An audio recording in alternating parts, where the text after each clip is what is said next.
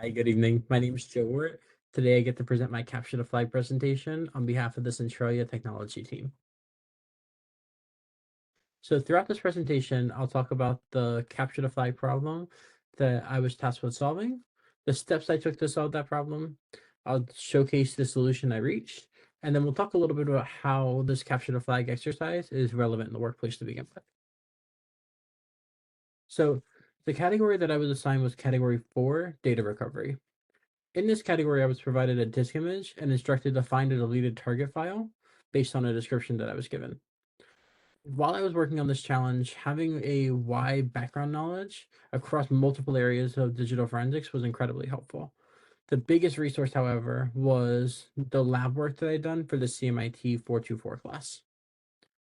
So my problem was to recover a deleted file related to my team from a provided disk image. All I got was to go off of to identify the file was a format that was team 4-123 ABC. I was to extract the file so that I could display it during this video and then captured the SHA-1 hash in all capitals and use that in the answer checker on Brightspace to check my solution. So I started by downloading the disk image from the OneDrive file link that was provided for the challenge. Once I downloaded the image, I took the MD5 hash using hashtab, and then I used a tool called Autopsy. This is where I spent most of my time working, that I had uncovered during the CMIT 424 class. In Autopsy, I inputted the disk image, and I also provided the MD5 hash of the file.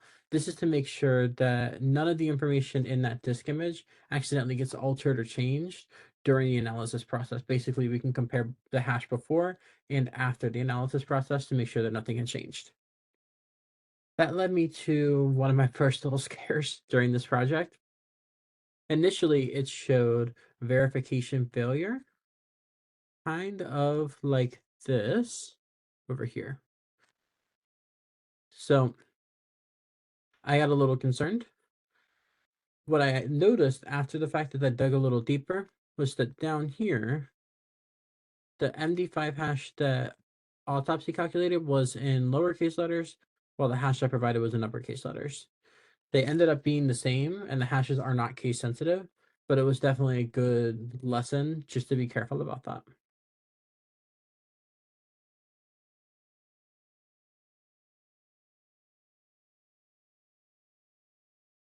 Now, after I compared the hashes and just made sure that the data was still the,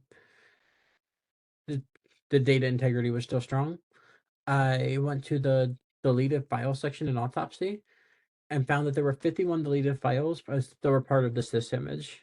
These files did not match anything close to the format that I was given, so I got a little concerned. I wasn't really sure what the next good step was to identify the correct target file. On a hunch, I used the thumbnail tab and I found these images of this green garbage can. In the red here on the image, like right in here, you can see where that little bit of text is the target team label. So that meant mission success. I have recovered the appropriate image. Now that I've recovered that image, I was able to extract that image from Autopsy. And after I took it out of Autopsy, I used the hashtab tool once again to get that SHA-1 hash that I needed for the answer checker.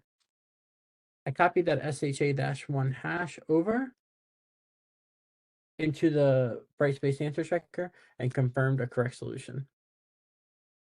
Now, let's talk about some relevance to the workplace. There are multiple jobs in this area alone around the Washington, D.C. region where this is a regular integral part. So two that I found were from a private contractor, Government Tactical Solutions LLC, and from the Central Intelligence Agency, a government agency. In both of these roles, you're regularly analyzing artifacts and images that are provided to find information about things like cyber attacks and ongoing threats to help protect government assets and people.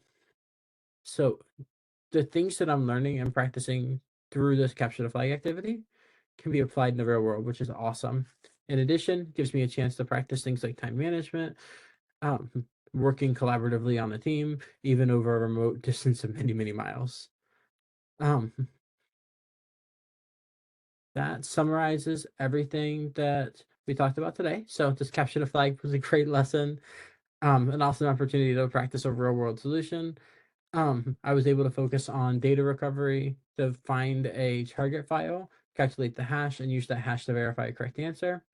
And it gave me a little bit of trial and error experience in digital forensics. The things that I uncovered in this particular capture the flag activity were pretty mild um, challenges to run into, but it gave me a chance to see potential problems and overcome them, which is awesome.